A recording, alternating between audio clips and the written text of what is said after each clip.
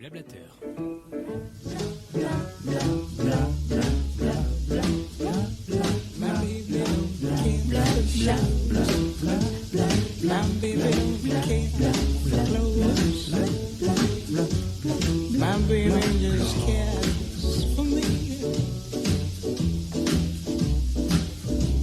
My baby don't care for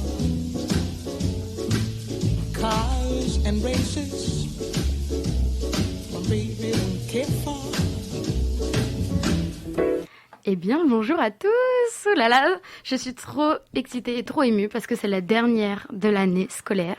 Que ce soit pour moi, du moins la dernière émission pour moi et Victor et Raven. Donc on est tout contents d'être ici et surtout on est au lycée Branly. Donc je pense que la qualité est différente, mais de toute façon c'est pas gênant parce que c'est très bien.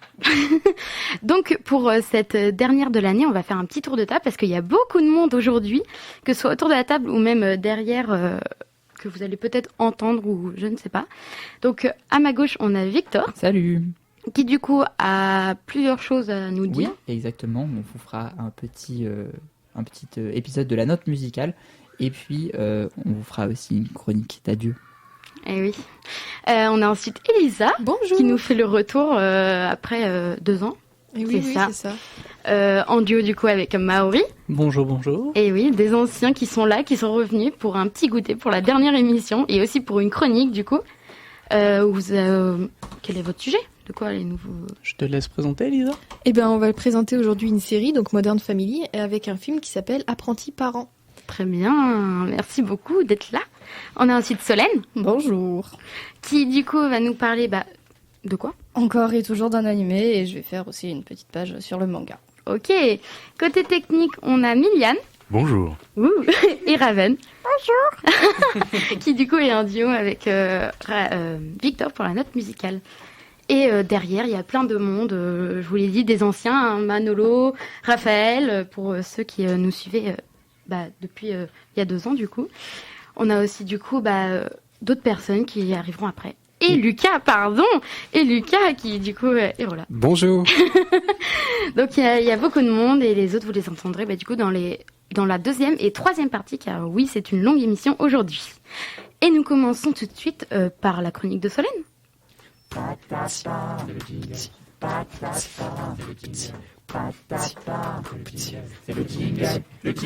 le jingle de Solène. C'est la chronique de Solène. C'est qui Solène ? Ok, alors, pour vous dire le contexte, on n'a jamais entendu le jingle de Solène, parce qu'elle n'en a jamais fait. Ce n'est pas moi qui l'ai fait. C'est Victor qui a fait un jingle. Non, mais j'étais en équipe avec Raven, Thomas et Léo. Et vous vous êtes super bien amusés. C'était une petite surprise pour la dernière émission, quoi. C'est ça, parce qu'elle avait dit jingle de dernière émission, donc c'est moi aussi. Et là, c'est à toi, écoute. Alors, va falloir que je me calme un peu, parce que du coup, je suis partie en fou rire, là. Alors, aujourd'hui, pour la dernière émission, je vais vous présenter l'animé que, littéralement, depuis septembre, j'en suis dingue. Mes cahiers en sont remplis, et j'en parle à tout le monde. C'est littéralement un calvaire pour quiconque m'aborde. L'ère des cristaux, Land of the Lustrous, ou bien Useki no Kuni, aucun de ces noms ne veut dire la même chose, mais tous racontent une seule et même histoire, imaginée par Haruko Ichikawa.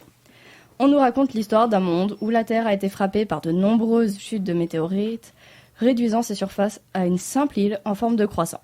Les continents détruits se sont réunis et ont formé 6 lunes. Évidemment, comme si une seule ne suffisait pas. Cependant, la Terre est maintenant peuplée par une nouvelle espèce, les cristaux. Ils sont immortels et se nourrissent de lumière. Mais malgré leur vie paisible sur la terre ferme, les habitants des lunes, nommés les Séléniens, veulent les détruire pour faire du cristal les formant, des armes et des ornements. Pourquoi pas vivre dans le brillant et coloré tant qu'à faire ? On va suivre dans cette histoire Phosphophilite, la plus jeune gemme du groupe, voulant absolument aller se battre contre les Séléniens. Son jeune âge et surtout sa terrible maladresse lui empêchent de voir ce travail lui être attribué. Et il se voit confier la création d'une encyclopédie qui relate l'histoire des cristaux et leur environnement, ce qui l'amènera à rencontrer un certain cristal nommé Cinabre et à lui faire une promesse. Le manga est sorti en France en 2016 et comporte aujourd'hui 11 tomes trouvables à la maison d'édition Glénat. On peut trouver un style graphique minimaliste, mais jouant beaucoup avec la lumière se reflétant dans les différents personnages, plus attachants les uns que les autres. L'animé, quant à lui, présenté par le studio Orange et nous offrant une saison de 12 épisodes, est parti vers un style graphique très différent des actions plus lentes pour faciliter la compréhension totale de l'histoire. Des musiques magnifiques nous sont également proposées tout au long de l'animé, dont Kyomen no Nami, l'opening proposé par Yurika, et Kirameku Amabe, l'ending offert par Yuiko Ohara. Même sans l'animé, je vous conseille vraiment ces 2 chansons qui sont littéralement parfaites. Mais je vous ai parlé de l'animation allant totalement à l'opposé du style graphique du manga. Si je vous en parle, ce n'est évidemment pas simplement car les couleurs sont ajoutées ou bien que les personnages bougent tout seuls. Cet animé a en quelque sorte révolutionné l'animation de son genre. En effet, il est entièrement réalisé en 3D. Et oui les enfants, bien de la 3D. Tous ceux qui en voient dans les animés peuvent le dire, elle n'est pas belle. Pas du tout. Que ce soit les personnages de fond ou bien les actions qui sont transformées en 3D pour mettre un petit peu plus de vie. Non, c'est à éviter. Mais l'ère des cristaux a dépassé les attentes en nous offrant un visionnage agréable, fluide et zut, regardez-moi ces couleurs! Le vent dans l'herbe ou les cheveux, les reflets du soleil dans les cristaux ou même les scènes d'action, tout est magnifique à regarder, un vrai régal pour les yeux. L'anime s'arrête au tome 5, donc vous pouvez continuer à ce tome, mais je vous conseille tout de même la lecture totale du manga, si vous voulez voir Fausse accomplir ses objectifs. Malheureusement, vous ne pouvez pas le retrouver sur un site légal, mais je vous conseille vivement de regarder ou lire l'ère des cristaux. C'en est fini de ma chronique, j'ai été heureuse de vous présenter ma meilleure découverte 2022-2023, et littéralement, ce chef-d'œuvre est génial. Sur ce, au revoir et à la chronique suivante. Merci beaucoup Solène pour cette chronique du coup sur ton animé préféré. Oui, l'ère des cristaux. Donc voilà, la dernière de l'année. On espère que tu reviendras quand même l'année prochaine. On verra bien. Et je propose d'enchaîner tout de suite avec la note musicale. Et... Tiens, mais c'est l'heure. L'heure de quoi? Bah, de la note. La note? Déjà? Oui, maintenant c'est la... Note. Musicale. Et Raven, t'as vu le nouveau Zelda Tears of the Kingdom? Il a l'air complètement ouf. Oh non, moi tu sais, je suis plutôt rétro gaming, je me suis arrêtée à Zelda Ocarina of Time. Eh mais l'ocarina, c'est pas l'instrument là? Donc l'ocarina, pour les deux du fond qui ne connaissent pas ou qui n'ont pas joué à la série des Zelda, c'est un instrument à vent, flûte de forme ovale, percée de trous. Et bien qu'il ait été popularisé auprès du grand public grâce à ses apparitions dans la série des Zelda, cet instrument est vieux de 12 000 ans. Présent à l'origine en Chine, sous une forme de globe, il se développe ensuite dans toute la culture amérindienne avec les Incas et les Mayas, qui lui donnent sa forme plus allongée actuelle. Aujourd'hui, malgré un nombre irrégulier de trous, la forme la plus courante est percée entre 10 et 12 fois. Et cette forme vient d'un certain Giuseppe Donati, qui était un boulanger musicien. Instrument populaire par excellence, l'ocarina fut oublié peu après la Seconde Guerre mondiale, car très coûteux et fragile, au profit de la flûte à bec. C'est grâce à son entrée dans la pop culture avec les jeux vidéo, comme Zelda, comme on l'a déjà dit.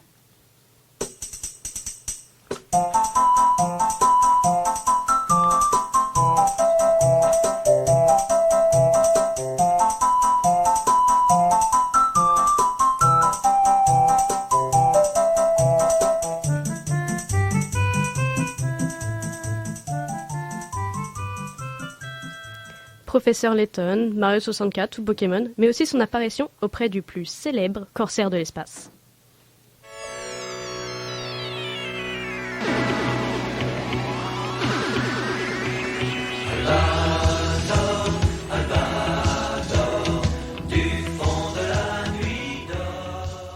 Mais aussi bien sûr dans Dragon Ball Z.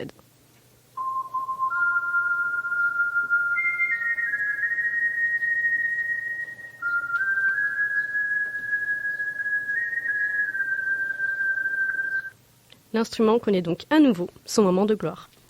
Le son de l'ocarina est produit grâce au souffle de l'instrumentiste qui entre via une embouchure dite bec. Et les modulations sont réalisées en bouchant ou non les différents trous.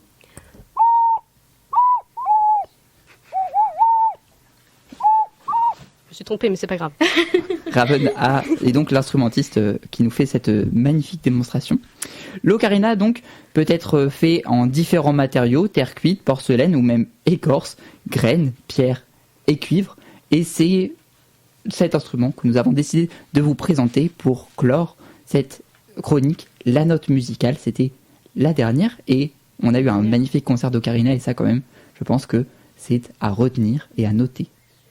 Merci beaucoup Raven et Victor pour cette dernière chronique de la note musicale. Très bien l'ocarina, tu as très bien joué Raven. C'était super. En une demi-heure on apprend des trucs, moi je peux te dire. En une demi-heure. J'imagine pas en 1 heure, ou même plus. Moi je peux te dire que, oulala, ça pourrait être prodigieux. Ouais, j'imagine. Merci beaucoup. Et pour finir cette première partie d'émission, c'est la chronique du coup d'Elisa et de Maori. Et il n'y a pas de jingle, donc c'est à vous. Du coup, salut tout le monde, on se retrouve aujourd'hui à 2 pour une double chronique. On a choisi avec Elisa le film Instant Family et la série Modern Family pour vous parler des nouvelles représentations des valeurs familiales dans notre pop culture. Pour ma part, ayant grandi avec des sitcoms tels que Mon oncle Charlie, Une nounou d'enfer, The Middle, etc., on voit de grands changements entre nos séries d'avant et ce qui est maintenant proposé sur nos petits comme nos grands écrans. Pour le film, c'est donc en version française Apprentis parents. Le film met en avant Pete et Ellie Wagner, deux quarantenaires, as de la rénovation de maison, qui n'ont jamais eu d'enfants et qui sentent un manque dans leur foyer. Ils se lancent donc dans la belle et parfois difficile procédure de l'adoption et se retrouvent avec au final 3 enfants qui ont pour mère biologique une latino-américaine partie en prison pour des affaires de drogue. C'est alors C'est alors qu'Ellie et Pete se retrouvent parents adoptifs de Lizzie, 16 ans, Juan, 13 ans, et Lita, 6 ans. Alors le synopsis peut paraître gnangnan, mais je vous assure que ce n'est pas ce genre de film du tout. L'équilibre entre les scènes d'émotion et comique est finement régulé, procurant au film un rythme bien entretenu, le tout en évitant des clichés et des facilités scénaristiques pourtant répandues dans ce genre de film. L'intrigue est bien ficelée. Et c'est un film incroyablement feel-good, bien qu'il aborde des sujets parfois difficiles ou tout bonnement déprimants, comme l'abandon familial et les conséquences qu'il peut avoir. Pour ceux qui me connaissent, vous le savez, mon point faible, c'est la psychologisation des personnages. Pour moi, un personnage bien conçu est un personnage où l'on comprend ses choix, ses réactions, etc. Et j'ai pu retrouver cela dans Apprentis parents, même de la part de certains personnages dont on ne s'attend pas à ce qu'ils aient un tel développement.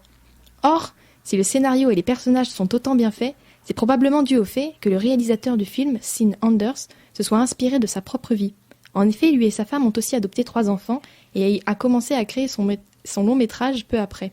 Le film sent le vécu et est très réaliste. C'est quelque chose que j'ai pu ressentir notamment dans la relation entre les enfants ou même les bas de l'adoption qui sont beaucoup mieux décrits que dans beaucoup d'autres films. En effet, Sin a déclaré qu'il ne voulait pas décrire l'adoption comme étant facile à travers son film. Certaines scènes peuvent même choquer certains spectateurs, mais elles n'en sont pas moins très réelles dans les procédures d'adoption. C'est pour tout cela que je vous recommande Apprentis parents, c'est détente et bonne humeur garantie.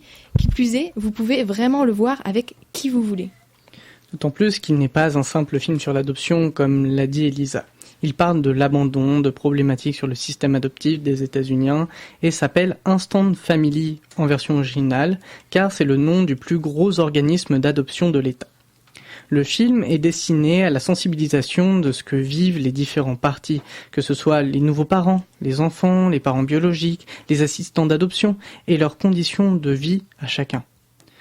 En tête d'affiche, on retrouve le célèbre Mark Wahlberg que vous avez pu voir dans les derniers Transformers, Pain and Gain, Uncharted ou bien les films Ted, vous savez, avec le nounours qui parle. Il joue le rôle du père, et quant à la mère, celle-ci est jouée par la formidable Rose Byrne. C'est l'actrice de la mère dans Insidious, elle a joué dans les derniers X-Men ou bien la compagne de l'acteur Seth Rogen dans Nos pires voisins. L'enfant le plus âgé dans le film est joué par Isabella Moner. Elle est apparue dans le premier Transformer en 2007, il y a donc assez longtemps, mais son rôle le plus récent et le plus connu aujourd'hui est pour le rôle principal dans le film récent Dora. Ce petit monde est entraîné par la patte de, moi je dis Sean Anders, personnellement. Il a réalisé Comment tuer son boss 2, les 2 Very Bad Dad. Cette équipe a donc l'habitude de tourner des comédies et elle se voit attribuer un budget de 40 millions. Le film est globalement apprécié par ses spectateurs, mais l'engouement des gens pour aller le voir n'est pas très fort. Les recettes des 11 semaines de box-office aux États-Unis ne rapportent que 20 millions au final, ce qui est assez peu par rapport au budget qui lui a été attribué. Mais outre les films, on voit souvent passer, même juste de nom, les mêmes séries, les mêmes vieilles sitcoms depuis des années à la télé. Qu'on les regarde réellement ou qu'à moitié, seul ou en famille, on sait très bien que cet été, sur la 9, la 11 ou la 12, on aura les mêmes programmes que ces 10 dernières années. Mais Modern Family n'est pas si vieille. En effet, la série fait son apparition en France en 2010. Elle rencontre assez vite un succès de par sa réalisation familière à d'autres séries humoristiques. Et ses personnages, avec un casting qui a fait ses preuves, on retrouve même des petits caméos comme celui de David Beckham ou bien Chris Martin.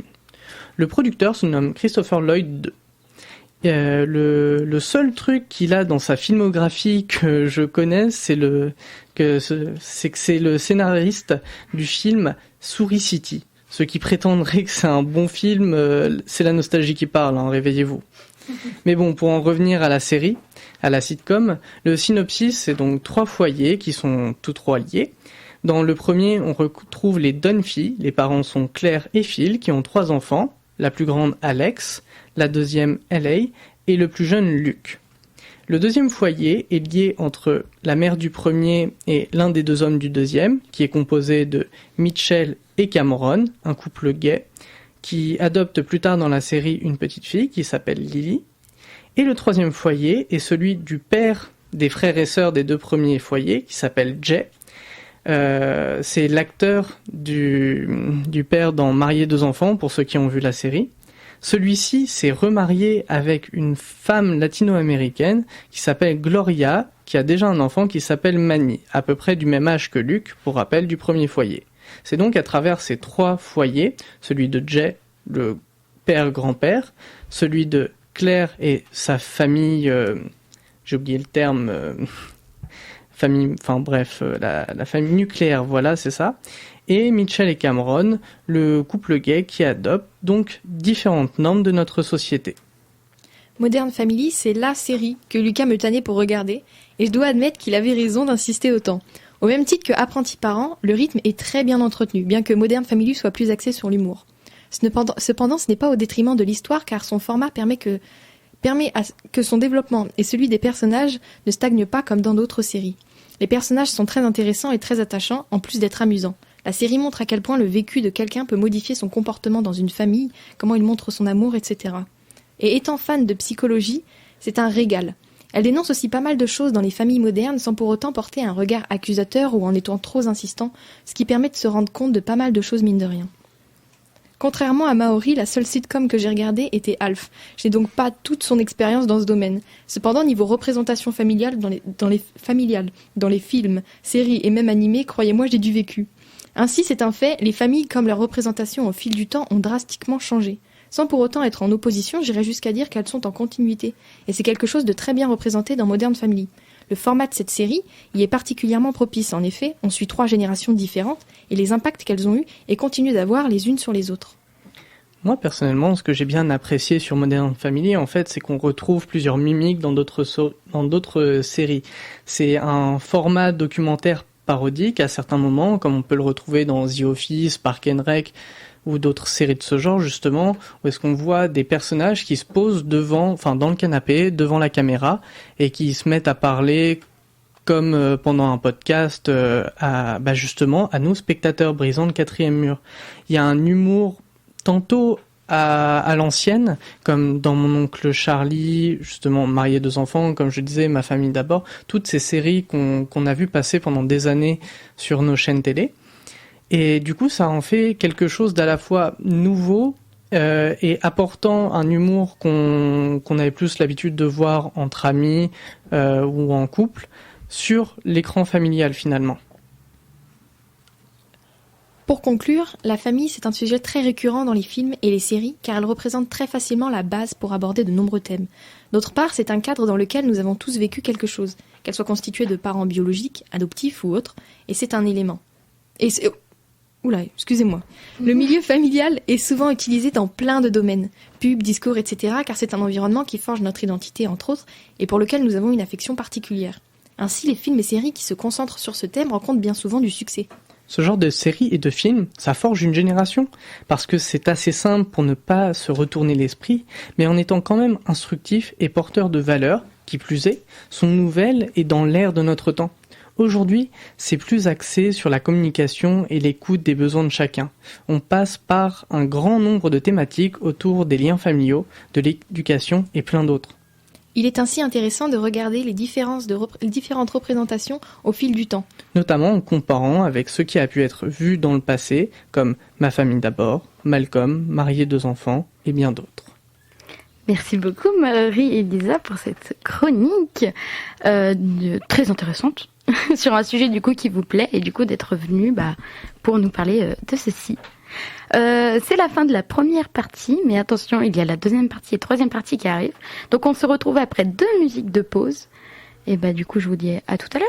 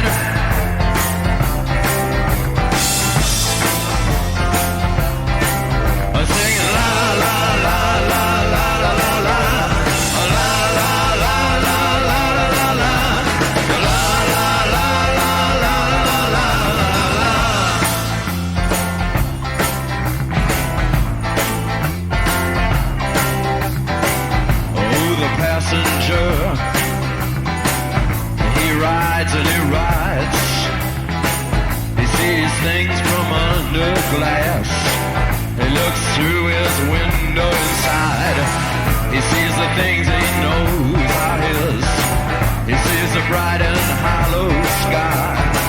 He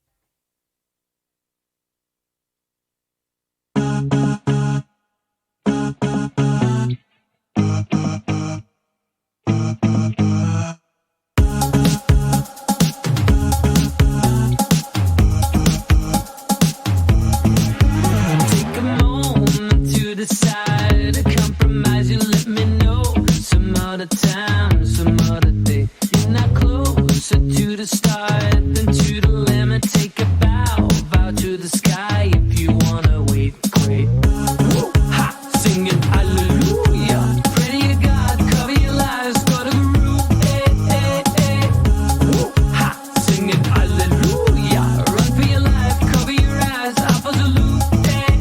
Tell me why, don't tell me when, don't tell me how I must have died. I'm 51, 1953. Just a count into the stars. The only reason I'm allowed is a purple cloud in the consomme way. Ha! Singing hallelujah. Pray to your God, cover your lives, go to the roof. Ha! Singing hallelujah. Run for your life, cover your eyes, off of the loop. I choose your body all the time. I choose your body all the time. I choose your body all the time. I choose your body all the time.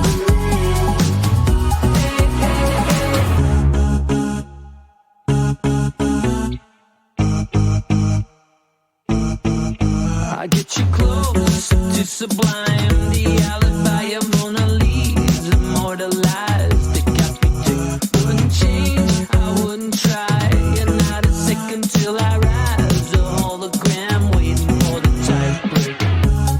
Ha! Singing hallelujah. Pray to your God, cover your lies, go to the roof. Ha! Singing hallelujah. Run for your life, cover your eyes, off of the loop. I choose your body all the time. I choose your body all the time. I choose your body all the time. I choose your body all the time.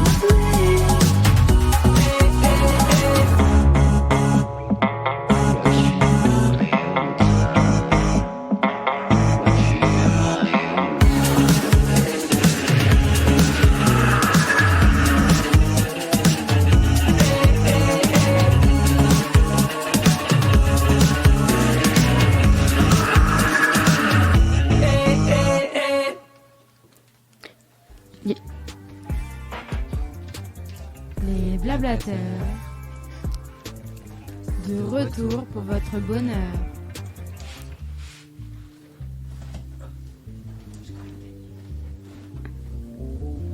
Et nous sommes de retour pour cette deuxième partie des blablateurs, du coup, comme vous venez d'entendre. Et cette partie va être un peu plus petite, car nous avons du coup deux chroniques. Deux chroniques, c'est ça. Et nous commençons parce que j'ai un peu oublié le conducteur. Nous commençons par Lina, du coup, avec sa chronique. Je voudrais tout d'abord vous faire partager une conviction de femme. Aucune femme ne recourt de gaieté de cœur à l'avortement. Parce que deux hommes qui s'aiment et ont des enfants, c'est aussi une famille. Parce que deux femmes qui s'aiment et ont des enfants, c'est aussi une famille. Le gouvernement présente un texte de loi de grand progrès, de grande générosité, de fraternité et d'égalité. Et nous apportons la sécurité juridique à tous les enfants de France. Et je peux vous dire que j'en suis particulièrement fière.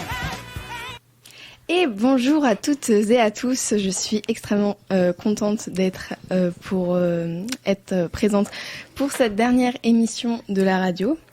Alors moi j'ai envie de vous présenter une série qui est sortie sur Netflix il y a pas longtemps, il y a à peu près on va dire un mois maintenant, qui s'appelle en anglais Thicker Than Water, but en français ça donne comment ça donne en français ? Jusqu'ici, tout va bien.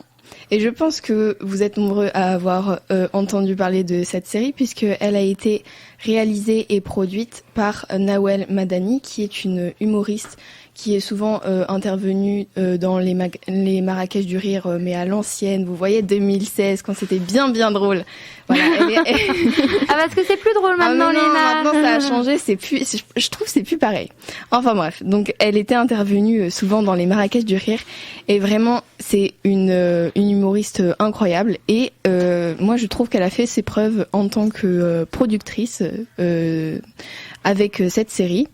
Elle est intervenue avec son mari, du coup, et donc c'est une série qui raconte l'histoire de Farah, Farah, qui est une femme maghrébine et qui a fait des études de journalisme pour devenir journaliste. Et son but dans la vie, c'est de présenter un jour un JT. JT du midi de 13h, vous voyez, quand il y a bien tout le monde qui vous regarde. Voilà, ça c'est son but.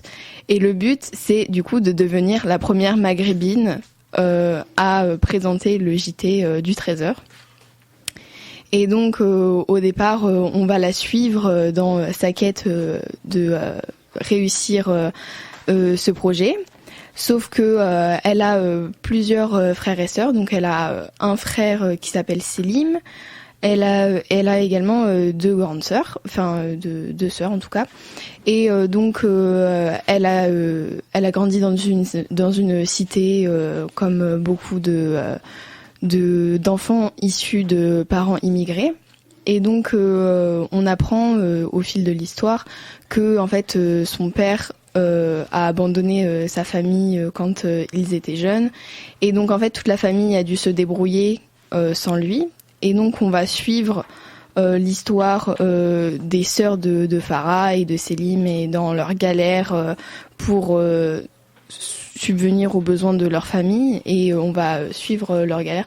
Moi je trouve que cette série est vraiment bien écrite, et on peut voir aussi à travers du coup la quête de Farah de devenir présentatrice du JT le racisme qu'il peut y avoir au niveau des productions dans le journalisme. Ouais, dans le monde du média. Ouais, tout ça. Et aussi en tant que femme, comment elle est traitée, etc.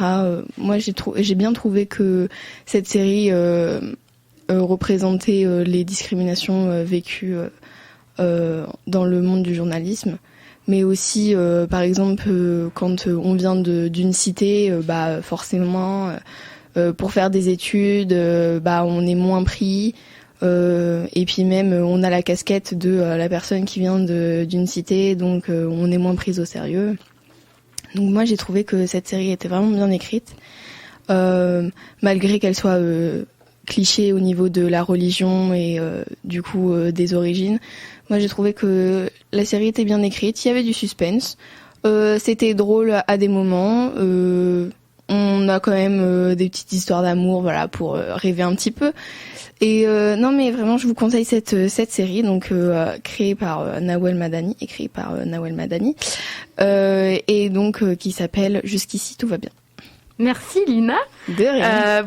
On va quand même le dire, une chronique improvisée, car improvisée de A à Z. Mais tu as géré. Mais du coup, en fait, tellement j'ai commencé la deuxième partie si rapidement, je n'ai même pas fait de tour de table. Car du coup, on a changé de personnes, c'est pas les mêmes personnes que la première partie. On a Florian du coup qui est là, qui du coup va après nous raconter donc sa chronique cinématographique, c'est ça. Oui. On a Yuna. Salut. Du coup qui accompagne Lina. Donc est-ce que tu as un petit commentaire à faire sur la série, peut-être si tu l'as vue? Non, je l'ai pas vue, jamais regardé et jamais entendu en fait. Mais oui, ça a l'air bien. Et du coup, moi, je voulais juste remercier tout le monde, en fait, parce que c'est ma dernière émission aussi. Je vais partir en Allemagne après. Et donc, oui, je suis contente d'être là et d'écouter. Ouais, mais c'est ça. Merci, Yuna. Du coup, on a Lina, que vous venez d'entendre la chronique. Et donc, encore une fois, je remercie la radio pour m'avoir accompagnée et accueillie pendant encore une année supplémentaire. Et tu es encore du coup l'année prochaine, et cette fois-ci ça sera en tant qu'animatrice. J'espère. Je t'inquiète, je te donne le rôle. Et on a du coup Émilie. Et bonjour à tous. Qui est là, voilà. Et oui, moi je pense que je vais tenir les murs pendant longtemps. Ça me fait grand plaisir, et puis je suis ravie de vous avoir emmené à Branly, parce que voilà, que Berthelot aille voir un petit peu ce grand studio, un peu notre mère, notre père, notre origine, sans qu'on le sache toujours, mais en tout cas voilà, ça c'est un cadre super, et on est très envieux mais très ravis de l'accueil qui nous est fait, donc très chouette. On remercie Branly et surtout Bastien. Et Bastien et la radio aux ondes. Elle qui l'aimait, voilà. C'est ça. Absolument. Donc comme je vous l'ai dit tout à l'heure, du coup on enchaîne avec du coup la chronique de Florian.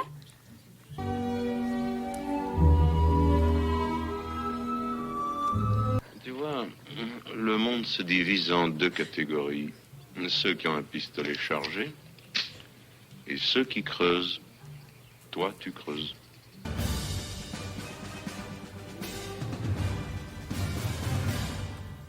Ça sent la fraude fiscale.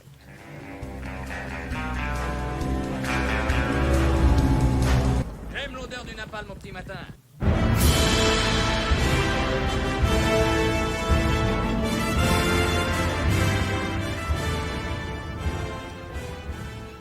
Donc aujourd'hui, je vais vous donner mon avis sur le film Le Goût des merveilles. Voici un extrait de la bande-annonce. Elles sont pas bien belles, les poires, hein. L'important, c'est qu'elles soient bonnes, non? Quand c'était le père de votre mari qui les vendait, elles étaient plus appétissantes, hein. Une fois que vous aurez payé votre dette, la vente de la maison vous laissera suffisamment d'argent pour recommencer quelque chose. Mais cette maison, c'est tout ce qui me reste. J'ai fait tout ce que vous m'avez dit. Franchement, qu'est-ce que je peux faire de plus? Pourquoi tu t'entêtes? T'y arriveras pas toute seule, hein. Je suis là.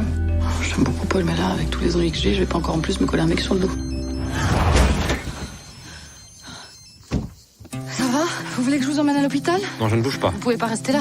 Si je ne bouge pas, je reste là. Vous appelez comment? Pierre, je m'appelle Pierre. Vous voulez que je vous soigne? Vous voulez pas que je vous touche? C'est pas très pratique. Paul? Pierre, pas Paul. J'aime pas Paul. Non, Paul, c'est moi. J'aime pas. Mais c'est qui ce mec? D'où il sort? La gelée royale contient de l'acétylcholine, indispensable à l'érection, particulièrement efficace dans l'entretien du bon fonctionnement des organes sexuels. Il est différent, non? Il est honnête, fiable, fidèle, et il ne veut de mal à personne.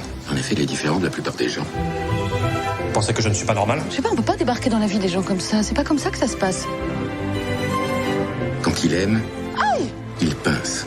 Le tribunal m'a nommé pour évaluer les risques. Il va très bien. Il n'a aucun besoin d'être soigné.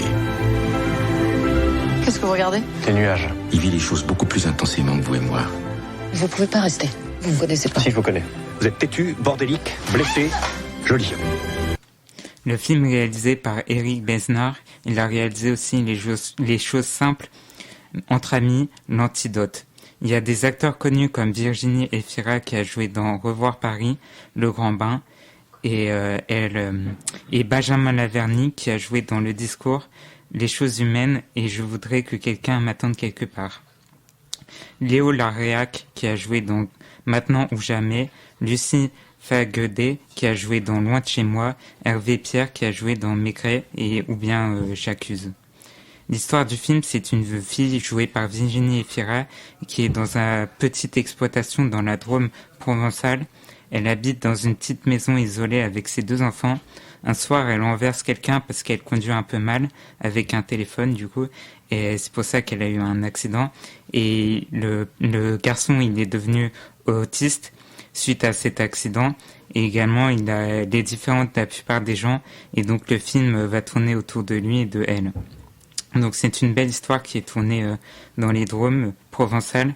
Les films peuvent nous faire réfléchir sur l'aspect de peut-on être différent. Les acteurs jouent bien et le film est agréable, je le recommande donc.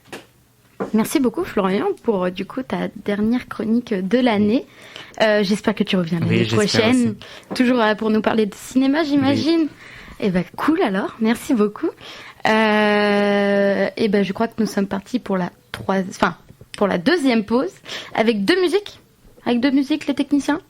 Techniciens, 2 musiques, oui. Donc on se retrouve juste après pour la 3e partie.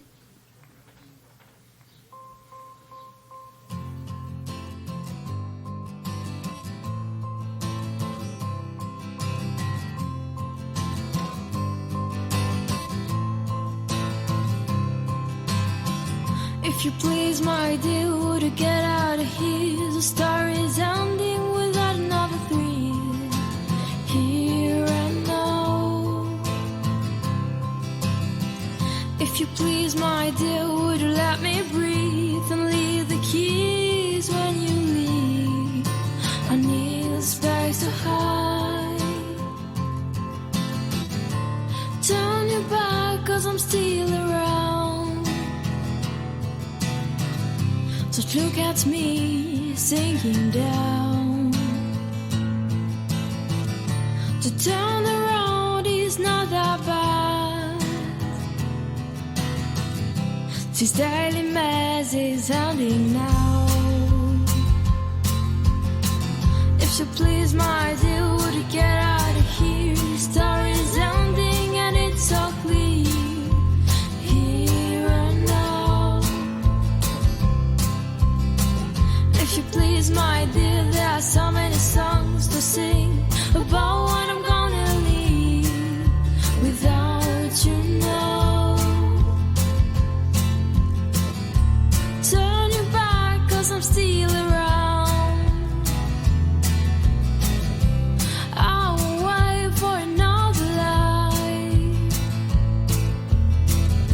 to turn around. It's not that bad. Time to party without you know.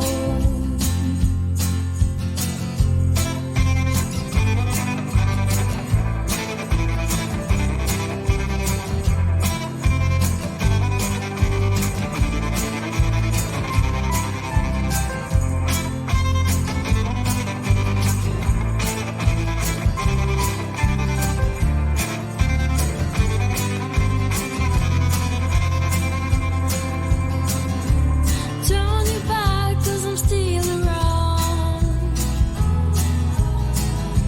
I will wait for another life to turn around. It's not that bad.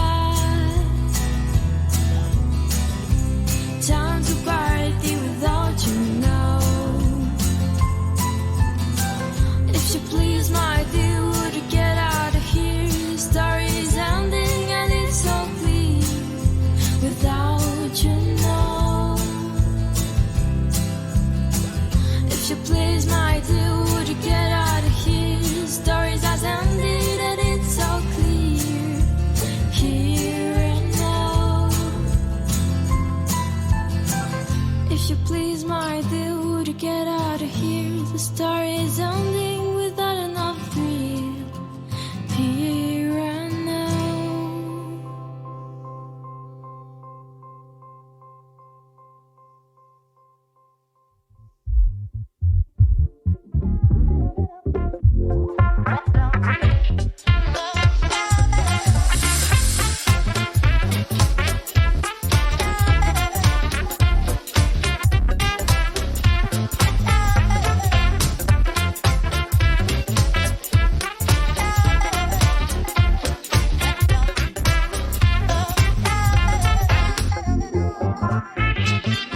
C'est le dernier jour de congé, ça va déjà recommencer. Comme un hamster qui fait des tours, la roue tourne tous les jours.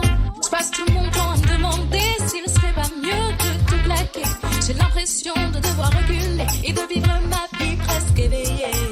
La veille c'était la même rengaine, on se réveille tous à la même heure, sans réfléchir pour faire son beurre. Est-ce que tout ça en vaut la peine? Shabadabada, montez le son, c'est bien ce qui nous réveillera. Shabadabada, si t'as le blues, le seul, vas-y chante avec moi.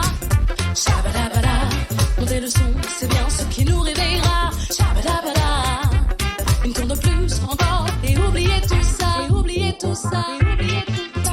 Quand je me regarde dans un miroir, j'ai l'impression d'avoir 100 ans, d'être minable, presque 100 ans, juste paumé plus que ringard. J'étais parti pour m'en aller, j'ai même arrêté d'écouter. T'as chuchoté à mon oreille ces quelques mots pour que je me réveille. Je passais mon temps à me demander s'il serait pas mieux de tout plaquer. L'espoir fait vivre, on n'est pas dead. Et Shabada, c'est pas besoin d'aide. Shabadabada, montez le son, c'est bien ce qui nous réveillera. Shabadabada, si t'as le blues, le seum, vas-y chante avec moi. Shabadabada, montez le son, c'est bien ce qui nous réveillera. Shabadabada, une tour de plus encore et oubliez tout ça. Tap, tap, tap, tap, tap, shabadabada. Tap, tap, tap, tap, tap, tap, shabadabada. Tap, tap, tap, tap, tap, tap, shabadabada. Tap, tap, tap,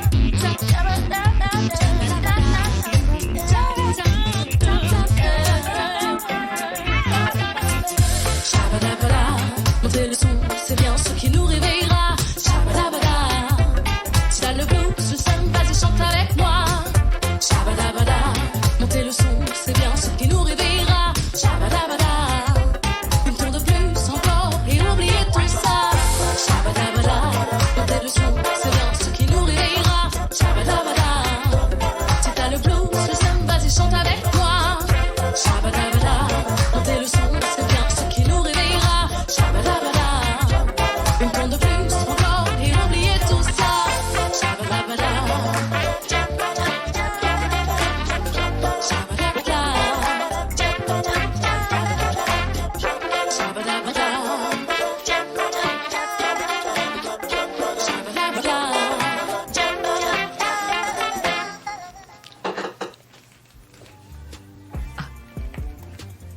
les blablateurs. De retour pour votre bonheur.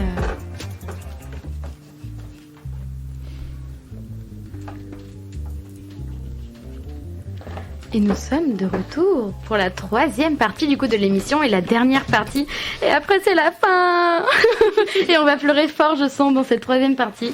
Car du coup, on a nos petits messages avec Victor. Donc Victor est revenu autour de la table. Et oui, je suis toujours là. On a Junia. Bonjour. Qui a une petite chronique sur le monde du Japon du coup. Oui, c'est ça, c'est le système éducatif.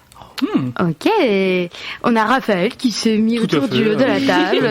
S'il a des choses à dire, il peut les dire. Et on a du coup Émilie. Et je suis restée. Voilà, pour la 3e partie. Je suis très bien ici. Et pour pleurer avec nous. Et nous commençons, je crois, par Junia. Ben, c'est parti.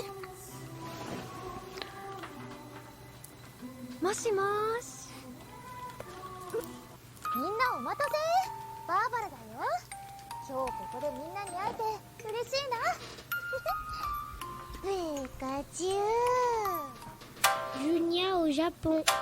Donc, comme je l'ai dit à Zora, je vais vous parler du système éducatif au Japon, mais aussi de quelque chose qui est quand même assez tabou, on va dire, en France. Ça s'appelle les règles noires, mais j'en parlerai mieux par la suite. Donc, le système éducatif au Japon, c'est une sélection importante des élèves qui sont faites avec des concours. C'est géré par le ministère de l'Éducation, de la Culture, des Sports, des Sciences et de la Technologie. L'année scolaire au Japon débute en avril, suivie par les vacances principales, ça serait pour nous les grandes vacances, qui séparent le premier et le deuxième trimestre. Elles durent 1 mois et elles sont en août. D'autres vacances sont programmées chaque trimestre, à Noël 15 jours et à la fin de l'année 3 semaines. Cela peut sembler peu pour nous, Français, mais heureusement, il y a beaucoup de jours fériés et de jours consacrés aux sorties extrascolaires. Ils ont cours du lundi au vendredi, généralement de 8h30 à 15h30, et 2 samedis par mois, de 8h30 à midi. Ils ont 35 minutes pour manger au lycée et révisent principalement 7 matières. Le japonais, les maths, l'anglais, les sciences en général, les sciences sociales, donc pour nous SES, le sport et très peu d'art. Et du coup, de 3 à 6 ans, c'est les maternelles, de 6 à 12 ans, c'est la primaire, de 12 ans à 15 ans, c'est le collège, et de 15 ans à 18 ans, c'est le lycée, donc comme nous principalement. Vous pouvez aussi avoir une éducation spécialisée de 3 à 18 ans. Vous pouvez pas changer, vous pouvez pas passer d'une éducation spécialisée à collège. Faut faire tout le cycle. Ah oui, donc tu pars pour combien de temps? 15 ans? Oui, ça. 15 ans, c'est ça, 15 ans. Ouais, bon. Et du coup, après le lycée, il y a beaucoup de voies différentes et assez personnelles, donc j'en parlerai pas. Et là, du coup, je vais pouvoir vous parler des règles noires de l'école japonaise, qu'on appelle les buraku kosuku. Donc ce terme fait assez peur quand même, les règles noires de l'école. Oui. Même pour les Japonais qui sont habitués à une éducation stricte, ils trouvent que certaines sont trop extrêmes. Par exemple, on a des châtiments corporels. Oui. Oula, c'est oui. Quoi? Explique-nous. C'est une règle très dure qui engendre des événements tragiques, comme le 23 décembre 2012, au lycée Sakura-no-miya à Osaka, où un étudiant s'est donné la mort parce qu'il ne supportait plus les brimades de son entraîneur de basket. Oui. Les brimades? Oui, genre, par exemple, c'était comment on appelle ça, le capitaine de l'équipe, oui. Et en fait il le frappait, il l'insultait. Oui. Ah oui. Okay. Ah oui. Quand je dis que et en plus quand je dis que c'était frappé, c'était pas une petite gifle, c'était des coups de poing, des coups de pied. Ils étaient en sang, les élèves. Sympathiques, oui. Voilà. Et cet entraîneur était d'autant plus connu pour sa manière brutale d'éduquer. Donc en fait tout le monde était au courant et tout le monde le laissait faire. Les résultats étaient là, mais ils étaient obtenus par la peur. Vous vous demandez sans doute s'il y a bel et bien une loi qui interdit ça. Oui, mais ce fut tumultueux. Elle a été votée en 1879, abolie en 1885, réétablie en 1890, réabolie en 1900, réétablie en 1941, adoucie en 1943 et intégrée en 1947. Eh ben punaise. Et ben voilà. Ils sont indécis, hein. Oui. Et pourquoi cet entraîneur a pu continuer alors que tout le monde était au courant? Eh bien, parce que les Japonais, en fait, ont tendance à tolérer les châtiments corporels. Oui, voilà. C'est une bonne partie de la population qui est OK avec ça. Vraiment, ça fait partie de leur culture. Oui. Wow. Oui. Oui, c'est lourd. Oui, très. Et c'est triste qu'il ait fallu attendre en fait un drame comme celui-ci pour que les choses changent. Maintenant, c'est bon, c'est réglé, ils ont plus le droit. Peut-être qu'il y en a qui le font, mais voilà. J'espère. Voilà. Une autre règle, les cheveux doivent être noirs. Bon, avant, tous les Japonais avaient les cheveux noirs, naturellement. Mais, en fait, maintenant, il y a des gens qui sont venus d'autres pays, et maintenant, ils ont des cheveux noirs, des cheveux roux, ils sont châtains. Et en fait, si vous avez autre que les cheveux noirs, il faut fournir un certificat médical, une photo de la personne bébé pour prouver que c'est pas une teinture. L'établissement veut donc que les élèves n'ayant pas les cheveux noirs se teignent les cheveux en noir. Waouh, mais voilà. Oui, c'est trop. Ouais, Même moi, par exemple, avec mes cheveux, je passerai pas. Ah ouais? Ouais. Oh là là. Et les filles n'ont pas le droit de porter de queue de cheval. Pourquoi? Car montrer la nuque pourrait exciter sexuellement les garçons. Oui. Et ce n'est pas une blague. C'est la ministre qui a dit ça. Ah oui, d'accord. Ok. Bon. Et dans certains établissements, ça a été autorisé. Mais il y a une règle sur la couleur de l'élastique. Noir ou bleu foncé, ça passe, mais rouge, vous sortez. Ah, c'est vraiment des petits détails. Oui. Il y a aussi une restriction sur la coupe de cheveux tsuberoku pour les garçons. Vous êtes rasé sur les côtés et le reste c'est long. Et ça ils veulent pas. Et trop long pour les garçons ils veulent pas non plus. D'accord. Bon. Voilà. Mais ces règles elles ont été abolies en avril 2022. Ah oui, c'était récent quand même.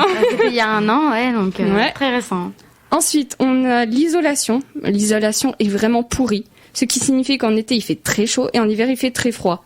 Mais pas d'inquiétude, il y a du chauffage et de la climatisation. Ça, c'est ce que je vous aurais dit si on était dans des écoles normales. Mais c'est bien plus compliqué que ça. En fait, les élèves n'ont pas le droit à la clim et au chauffage. Ah, nice. Ouais. Parce que ça coûte cher, apparemment.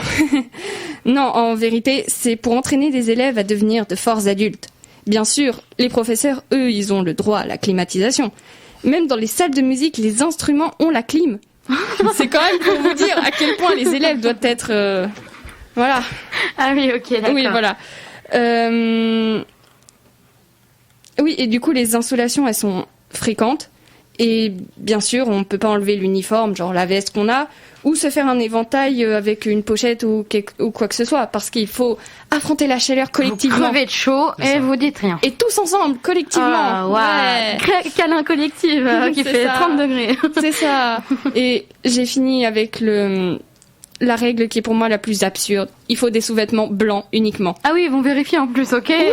Oui, l'interdiction officielle pour les écoles de ne pas regarder les sous-vêtements des élèves date de mars 2021.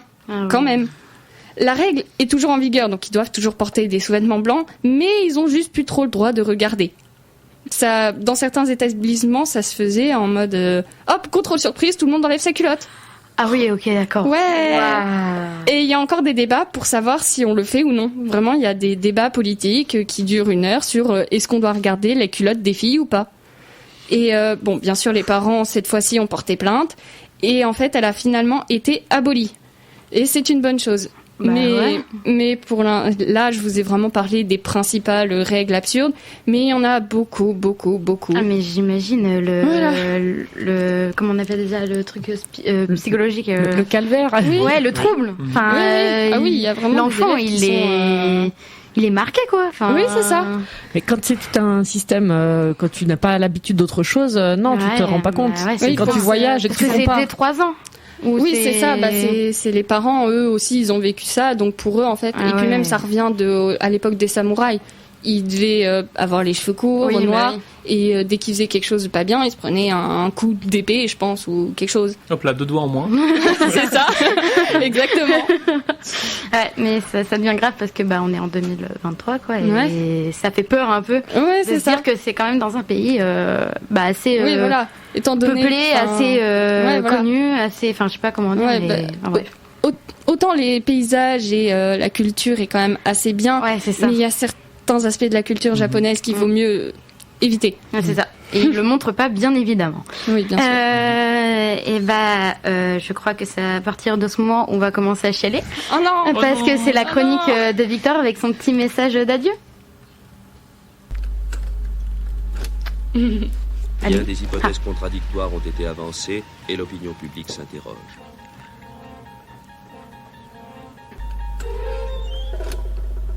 Selon vous, quelle est l'origine du coronavirus ?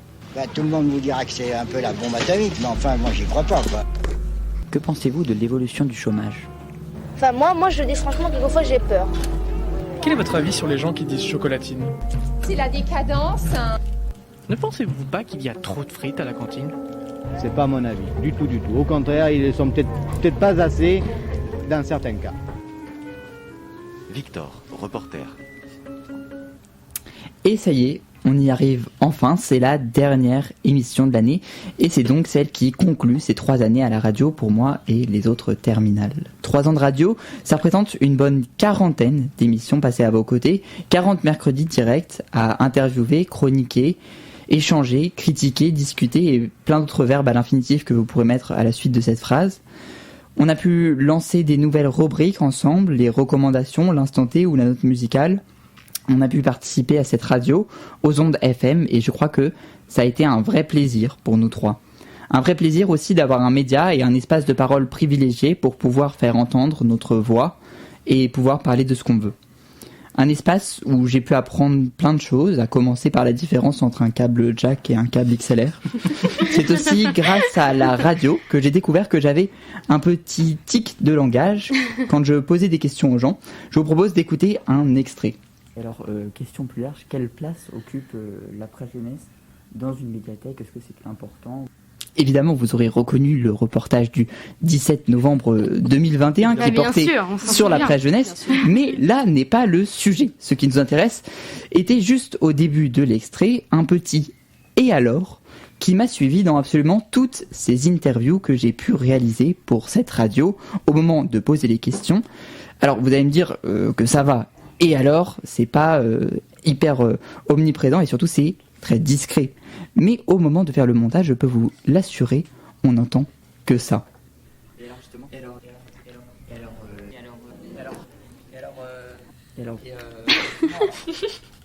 Et alors, à part un tic de langage et le nom de quelques câbles, je pense que la radio m'a avant tout permis de rencontrer des gens, beaucoup de gens.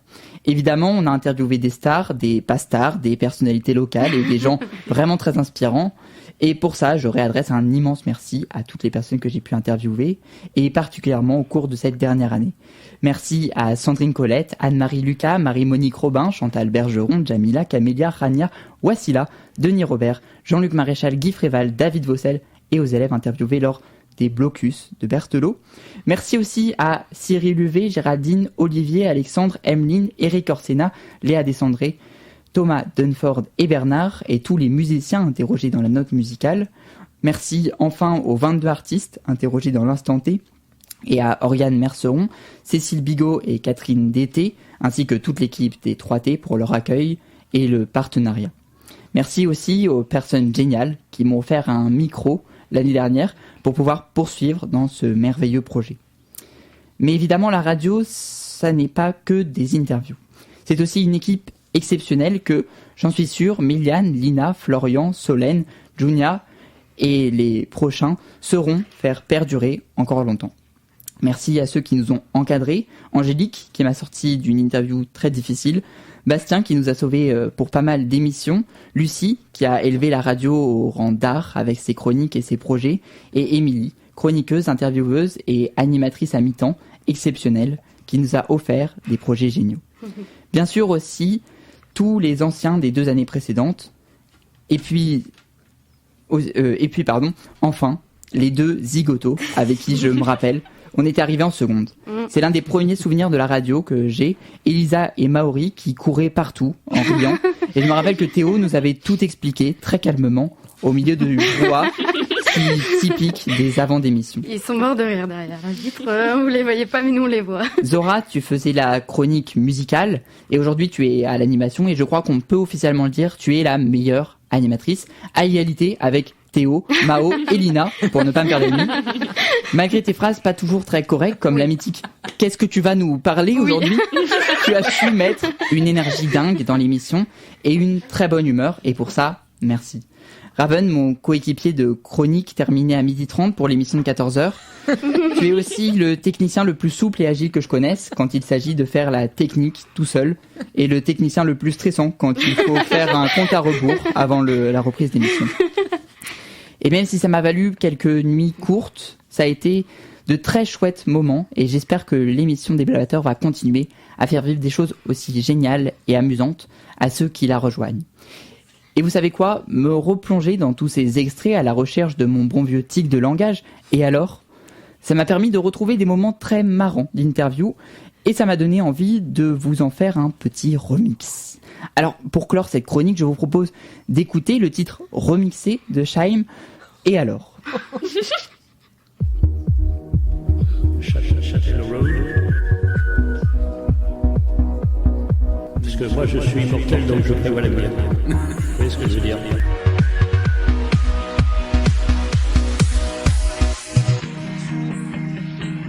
Sur À la renverse, si on a une spectatrice qui s'est évanouie.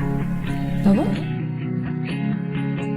Alors, question plus large, quelle place occupe la japonaise dans une médiathèque ? Est-ce que c'est important ?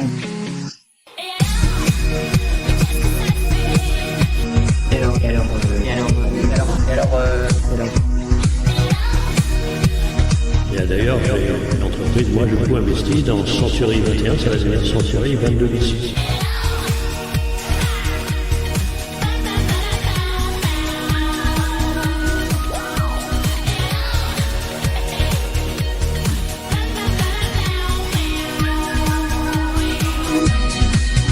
J'ai le dos un peu pété, je suis fatigué, j'ai faim. Mais sinon, ça s'est bien passé.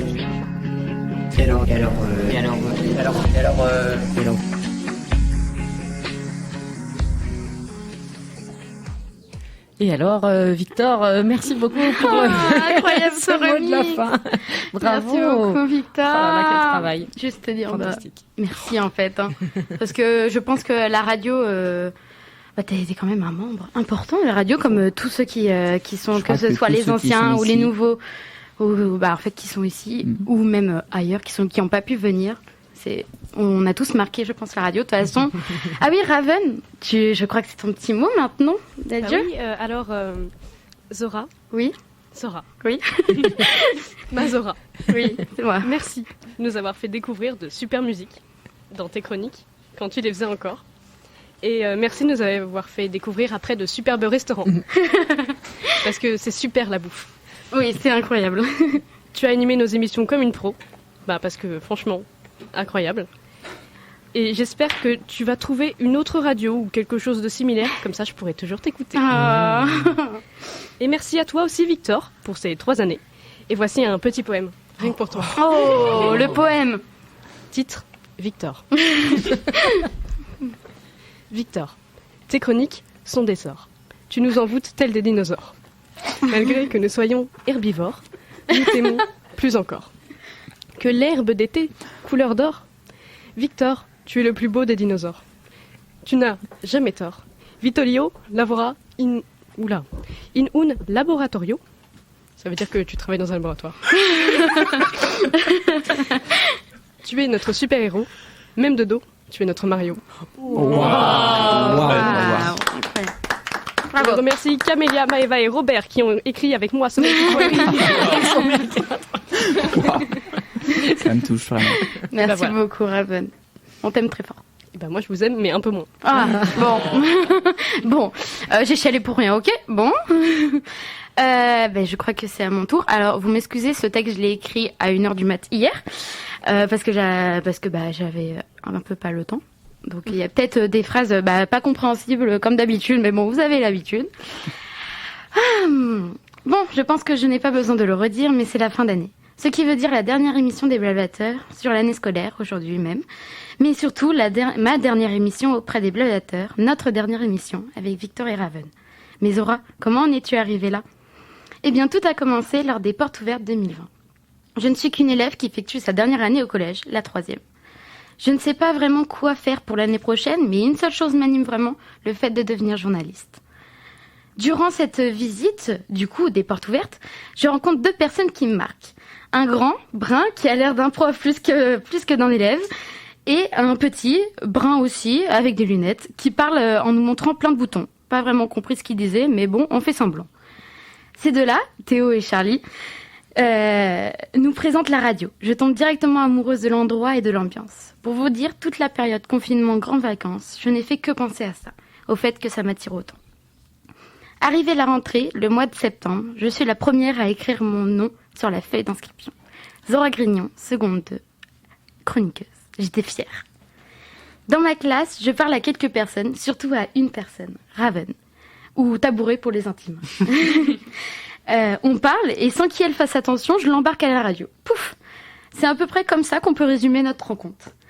La réunion de présentation de l'atelier radio est arrivée si vite. Je me retrouve avec Raven face à une dizaine de personnes. Il y a Théo, Charlie, que je reconnais. Ouf! Mais aussi d'autres personnes. Lucas, Elisa, Maori, Romane, Manolo, Raphaël, Mao, Léo, Anne, Madame Renaud. Et, oh tiens, mais il est dans notre classe, lui. Ah, Victor, c'est ça. J'ai bien fait de retenir son prénom car on s'entend tout de suite bien. L'intégration se déroule à merveille. J'écris des chroniques sur la musique. Je me souviens que ma première chronique était mon top 5 de musique actuelle.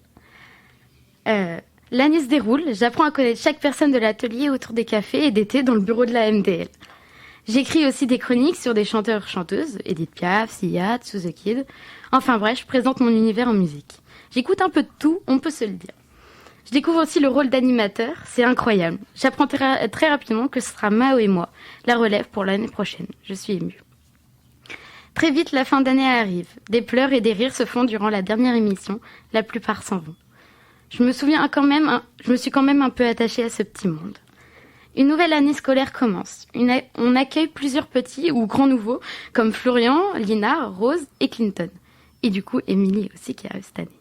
J'abandonne les chroniques pour me consacrer que sur l'animation et j'adore ça.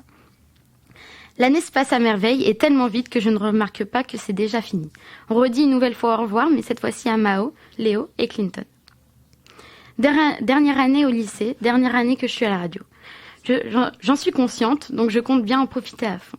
On accueille les petits nouveaux, il y a du monde. Bon, on en perd 2 ou 3 parce qu'ils sont pas intéressés, mais il y en a qui sont restés. Miliane, Junia, Solène. Et ils ont l'air de s'y plaire, et ça, c'est grâce à nous. Oui, je me jette des roses, mais et alors ? L'année a été compliquée pour moi au niveau mental, mais j'ai tenu. En partie grâce à la radio et au théâtre quand même. Et cette année, comme toutes les autres années, est passée super vite, car je me retrouve déjà à faire un message de fin en ayant encore des souvenirs de mon arrivée. Waouh, pardon. Attendez, je reprends mon souffle.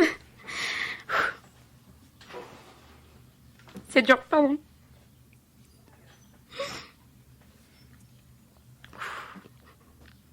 Malgré les moments compliqués, car rencontrer les 3 équipes différentes des années passées, je ne sais pas si vous arrivez à me suivre sur cette phrase, j'ai en mémoire que des souvenirs positifs et magnifiques, grâce à toutes les personnes que j'ai pu citer dans ce message. Merci aux anciens élèves et anciens membres de la radio de m'avoir autant intégré dans cet endroit fabuleux, de m'avoir permis... la voix part en couille. T'inquiète, un peu ton temps. Hein. Ouais, c'est ça. Pas de soucis. Hein. Ah, de m'avoir permis de m'exprimer et de me faire plaisir dans un univers où je suis à l'aise. Merci aux chroniqueurs et techniciens actuels de faire vivre encore cette émission avec des sujets intéressants et qui vous plaisent. Merci à Anne et Émilie de gérer cette émission actuellement dans son ensemble pour que les élèves puissent parler librement de leur passion. Et je pense que c'est là que va être le plus dur pour moi. Merci Raven et Victor. Ça fait 3 ans qu'on se suit et qu'on se supporte. Alors oui, ça peut paraître pas beaucoup 3 ans, mais pour moi c'est énorme. En 3 ans, on a pu vivre des moments incroyables. Des fous rires inarrêtables, créer une complicité folle, partager des situations des plus amusantes, mais aussi des plus tristes. Sans même vous en rendre compte, vous avez été d'une importance considérable pour moi, et pour même les gens qui vous entourent. Et j'espère que je l'ai été pour vous aussi. Je me souviendrai toujours des moments de musique où Victor nous joue de la flûte traversière et que nous, avec Raven, on n'arrive même pas à faire une note. Je me souviendrai toujours des moments en théâtre, bien évidemment, entre les pièces qu'on a vues ou qu'on a jouées. Je me souviendrai toujours des moments à la radio, que ce soit avant, pendant ou après l'émission, où juste on discute de nos vies. En fait, je me souviendrai toujours des moments qu'on a eus ensemble, tous les 3 ou avec d'autres personnes. Et j'espère plus que tout qu'on en créera encore plus tard, des mois ou même des années après, et qui resteront gravés dans ma mémoire. Tout ça pour vous dire que je vous aime, les amis. Les blablateurs m'ont fait grandir, m'ont fait connaître des personnes formidables et m'ont donné confiance en moi. Je pars donc le cœur lourd, mais avec d'innombrables souvenirs. C'était Zora pour ma dernière chronique des blablateurs. À peut-être une autre fois. Bien sûr, Zora, tu es la bienvenue toujours, quoi qu'il arrive. Merci beaucoup. Merci à toi. Bonne route à tout le monde. On se donne rendez-vous à la rentrée prochaine avec une nouvelle équipe, avec des anciens, avec des nouveaux qui vont prendre du galon. Merci beaucoup pour cette animation, Zora. Bonne route à tous. Et puis, franchement, bonnes vacances, même s'il y a 2-3 petits trucs d'ici là. Mais en tout cas, profitez bien. Passez un très bon été. Et puis, avec grand plaisir, on se retrouve en septembre à Berthelot, à Branly. Et parce que revenez tous. Parce que les prochains, donc du coup, ceux qui restent, que ce soit première ou seconde, vous attendent avec grand plaisir, avec toujours l'émission des blablateurs et avec toujours des sujets des plus incroyables à chaque fois. C'est ça. On vous souhaite un bon été, de bonnes vacances. Et puis à tout bientôt et pourquoi pas avec Zora, Victor et tous les autres. Le studio vous est ouvert et ce sera avec grand plaisir. Merci beaucoup. Merci beaucoup. Merci. Au revoir. À bientôt. Salut. Bisous. Ciao, bye.